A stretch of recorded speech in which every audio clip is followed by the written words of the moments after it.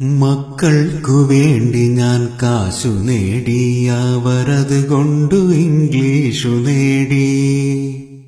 ഇന്നവർ എന്റെ നേർപൊക്കുന്ന കാലിന് സ്വപ്നത്തിൽ പോലും എനിക്കു പേടി.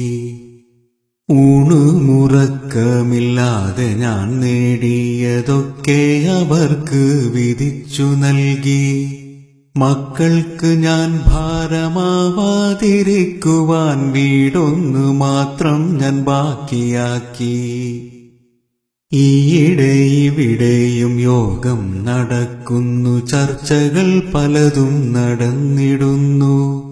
ചർച്ചയിൽ നല്ല പരസ്യം പറയുന്നു മക്കൾ മരുമക്കൾ വാശിയോടെ. കൊച്ചിയിലുണ്ട് വൃദ്ധസദനം, ഇപ്പോ കോഴിക്കോടുണ്ട് സേവാസദനം.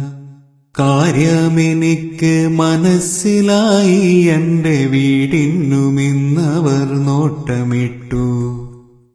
ജീവന്റെ ജീവനാം എന്റെ മക്കൾ, എന്നെ എങ്ങോ കളയാൻ വെമ്പുന്ന മക്കൾ. തളർച്ചയോടൊന്നു ഞാൻ ചാരിക്കിടക്കവേ ചാരുകസേരയ്ക്കും മുറുമുറുപ്പ്.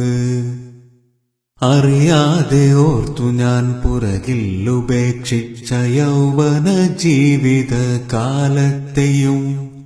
അവളൊത്തു കഴിയേണ്ടൻ യൗവന ജീവിതം മരുഭൂമിയിൽ ഞാനും നഷ്ടമാക്കി. പരിഭവ ദുഃഖ പരിദേവനങ്ങളും പലതും പറഞ്ഞു കരഞ്ഞവളും.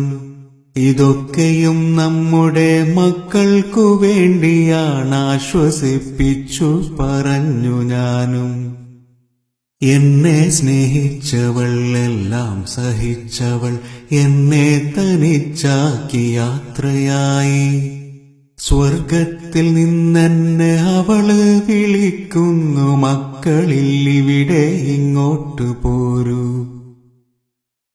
മരണമാസന്നമായ ഉപദേശമൊന്നെനിക്കുണ്ടെന്റെ മക്കൾക്ക് നൽകിടുവാൻ. ആയുസ്സും ജീവിതം നഷ്ടമാക്കിയിട്ടാരും സമ്പാദിക്കല്ലേ മക്കൾക്ക് വേണ്ടി. അവരെ പടച്ചവനീശ്വരനാണെങ്കിൽ അവർക്കുള്ളതെങ്ങനെ വന്നു ചേരും. മക്കളെ നോക്കേണ്ടെന്നർത്ഥമില്ല, അതിനായി കളയേണ്ട ജീവിതം എന്ന് സാരം. മാതാപിതാക്കൾക്ക് നന്മ ചെയ്യാത്തോർക്കില്ല സ്വർഗം എന്ന് വേദവാക്യം. മാതാപിതാക്കൾക്ക് നന്മ ചെയ്യാത്തോർക്കില്ല സ്വർഗം എന്ന് വേദവാക്യം.